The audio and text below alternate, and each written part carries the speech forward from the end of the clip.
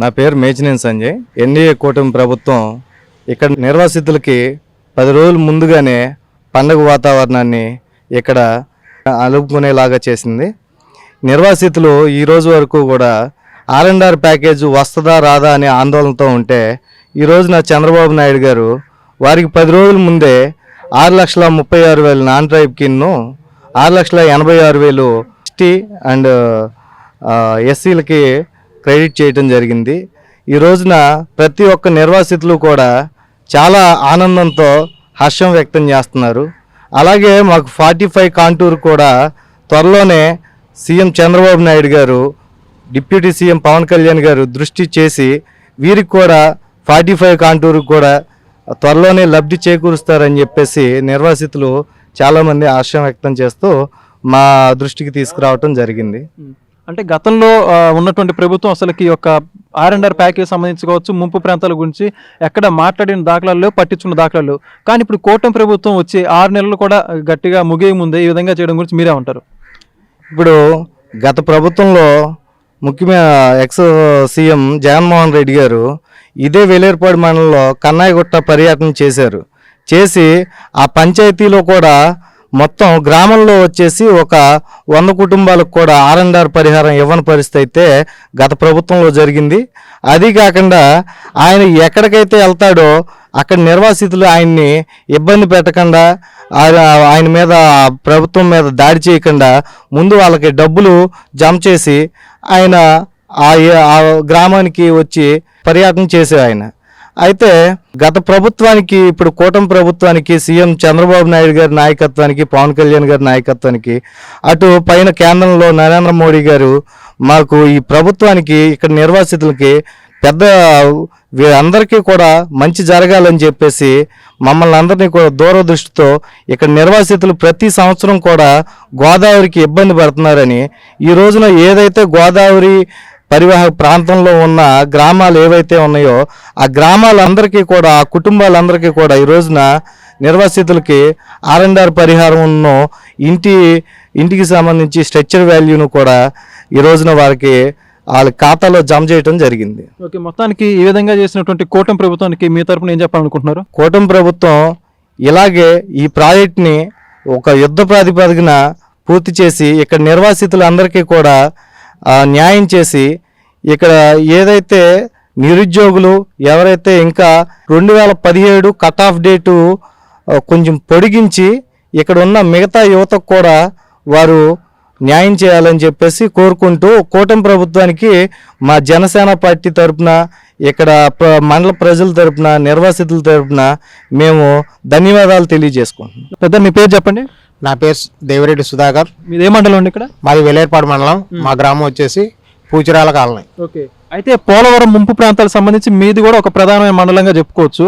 మొత్తంగా మీ మండలానికి కూడా ఈ యొక్క R&R ప్యాకేజ్ నిధులు చాలా ఎక్కువ మొత్తంలో రిలీజ్ చేయడం జరిగింది. దీని గురించి మీరే ఉంటారు? పోలవరం ముప్పు ప్రాంతం మాది. గతంలో కూడా ఎప్పటి నుంచో 2007 నుంచి ఈ సర్వే జరిగింది.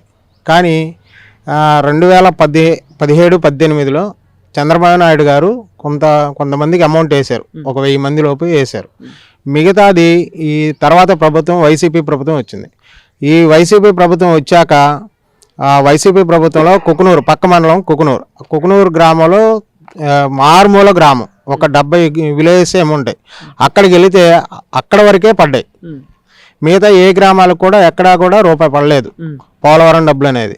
జనాల్లో ఎలా అపోహలు ఉన్నాయంటే సీఎం గారు ఎక్కడికి వెళితే అక్కడే అమౌంట్ వేస్తున్నారు, మిగతా గ్రామాల్లో మిగతా ప్రజలకు ఎక్కడా రూపాయి వేయట్లేదు. అంటే సీఎం గారు వస్తేనే అమౌంట్ పడతాయి, లేకపోతే పడవు అన్న అపోహలో ఉన్నారు. కానీ ఈ ప్రభుత్వం మారిన తర్వాత కూటమి ప్రభుత్వం వచ్చాక వచ్చిన 6 నెలల్లో అనూహ్యంగా ఎవరు ఊహించిన విధంగా 3వ తారీఖు నుంచి 3వ తారీఖు ఉదయం ఒకరికే అమౌంట్ పడ్డాయి. దాన్ని చూసి అక్కడ పడ్డాయి మాకు పడతాయా లేదా అని అనుకున్నారు. కానీ గతంలో ఏమనుకున్నారంటే 2026 వరకు అమౌంట్ పడవు అన్న అపోహని తీసుకొచ్చారు ప్రజల్లో గత వైసీపీ ప్రభుత్వం. కానీ వీళ్ళందరికీ అనుగుణంగా తెల్లారేపాటికి 3వ తారీఖు నుంచి తెల్లారేపాటికి ప్రతి ఒక్కరి అకౌంట్లో కూడా అమౌంట్ పడేటప్పటికి అందరూ ఆశ్చర్యపోయారు. ఏంటి ఈ డబ్బులు ఎలా పడిపోయినాయి, 26 వరకు పడవన్నారు కదా, కానీ అనుకోకుండా ఇప్పుడు పడ్డాయి, ఇది చాలా సంతోషంగా ఉంది అని అనుకున్నారు. ఈ పోయిన సంవత్సరం గోదావరిలో వచ్చినప్పుడు మా చిర్రి బాలరాజు గారు ఎమ్మెల్యే గారు రుద్రంకోట గ్రామానికి వచ్చి, మీరు ఎవరు కంగారు పడొద్దు, మీకు అందరికీ అమౌంట్ R&R ప్యాకేజీ మరియు ఇళ్ల ప్యాకేజీ వచ్చే సంవత్సరం అంటే ఈ సంవత్సరం 2025 లాస్ట్ నాటికి మీ అందరికి ఇచ్చి మిమ్మల్ని ఇక్కడి నుంచి తరలిస్తాము అని చెప్పారు. అన్న మాట నిలబెట్టుకొని మా ఎమ్మెల్యే గారు ఈ నెల అంటే 6 నెలల లోపే ఈ ప్రతి ఒక్కరికి ఈ R&R ప్యాకేజీ వేసి ఆ స్ట్రక్చర్ వాల్యూ కూడా కొట్టేసి వాళ్ళు అన్న మాట నిలబెట్టుకున్నారు ఈ రోజున. అందుకని ఎమ్మెల్యే బాలరాజు గారికి నా తరపు నుంచి మా ప్రజల తరపు నుంచి ధన్యవాదాలు తెలియజేసుకుంటున్నాము. మరి చంద్రబాబు గారికి ఏం చెప్తారు? పవన్ కళ్యాణ్ గారికి అదేవిధంగా ఈ కూటమి తరపు నుంచి కూడా చంద్రబాబు నాయుడు గారికి మరియు పవన్ కళ్యాణ్ గారికి అదేవిధంగా నరేంద్ర మోడీ గారికి వారందరికీ కూడా మా వెలేర్పాడు మండల ప్రజల నుంచి ధన్యవాదాలు తెలియజేసుకుంటున్నాం. ఈరోజు మనం చూసుకుంటే జగన్మోహన్ రెడ్డి గారు 10 లక్షల ప్యాకేజీ నిర్వాసితులకి కేటాయిస్తామని చెప్పేసి ఏ ఒక్క నిర్వాసితుడికి కూడా ఆయన ఇక్కడ పర్యటన చేసిన టైంలో కూడా 6,36,000 6,86,000 ఈ గిరిజనులకు కానీ గిరిజనేతలకు కానీ ఇచ్చారే తప్పితే కనీసం ఆయన ఇచ్చిన హామీని కూడా అమలు చేయలేదు. కానీ ఈ రోజుకి కూడా చంద్రబాబు నాయుడు గారు కూటమి ప్రభుత్వం అన్నమాట మీద 6,36,000 నిర్వాసితులకి జమ చేసి ఈ రోజున కూటమి ప్రభుత్వం యొక్క ఔన్నత్యాన్ని చాటుకొని ఈ రోజున నిర్వాసితుల కళ్ళల్లో సంతోషాన్ని వెలుగుల్ని నింపారు. పోలవరం ముంపు ప్రాంతాల్లో ప్రధాన మండలమైన వేలేరుపాడు ఈరోజు ఎక్కడ చూసినా కూడా పండగ వాతావరణం నెలకొండి ఉంది. అయితే ఈ పండగ వాతావరణం ఎందుకు నెలకొంది, ఈ యొక్క ఆనంద ఇవన్నీ కూడా ఎందుకు వినిపిస్తున్నాయి, దీని గురించి పూర్తిగా తెలుసుకునేందుకు నేరుగా వేలేరుపాడ గ్రామస్తులే మనతో ఉన్నారు. వారిని అడిగి తెలుసుకునే ప్రయత్నం చేద్దాం. సార్ చెప్పండి, మీ పేరు? నా పేరు బాబ్జీ అండి.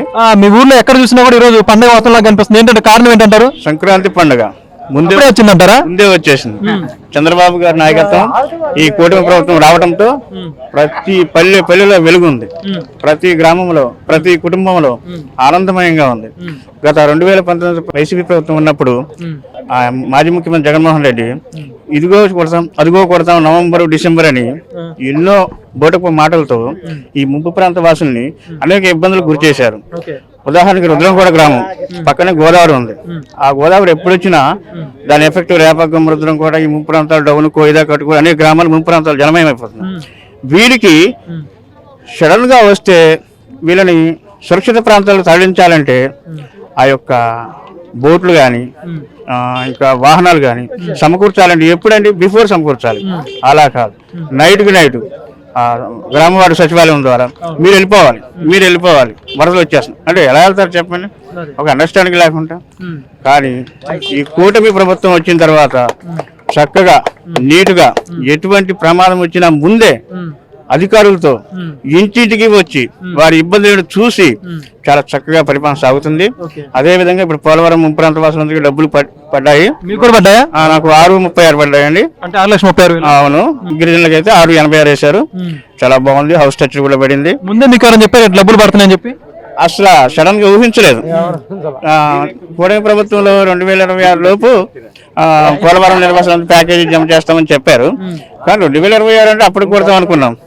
కానీ సంక్రాంతి పండుగ ముందే డబ్బులు కొట్టారంటే అసలు నిజంగా ఆశ్చర్యానికి గురయ్యాం, చాలా సంతోషంగా గురయ్యాం, హ్యాపీనెస్ గా గురయ్యాం. అసలు మధురానుభూతి చెప్పలేక మాటలు వర్ణాతీరం. చంద్రబాబు గారి గురించి ఏం చెప్తారు ఈ సందర్భంలో? చంద్రబాబు గారి ప్రభుత్వ పాలన చాలా బాగుంటుందండి.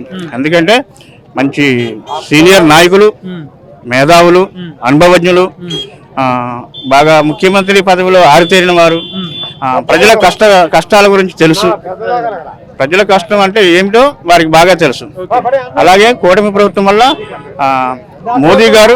మోదీ గారిని మెప్పించి మన ఆంధ్రప్రదేశ్ రాష్ట్రానికి ఏమేమి కావాలో, అనేక మౌలిక వస్తువులు ఏమేమి కావాలో ప్రధానమంత్రి మోడీ గారు మెప్పించి వారి దగ్గర ఆర్థికంగా రాష్ట్రానికి ఏమి కావాలో తెప్పించి ఇలా నిర్వాసులందరికీ డబ్బులు కొట్టడం చేశారు. దీనికి పవన్ కళ్యాణ్ గారు కూడా మంచిగా అందించారు. థ్యాంక్ యూ బ్రదర్, ధన్యవాదాలు.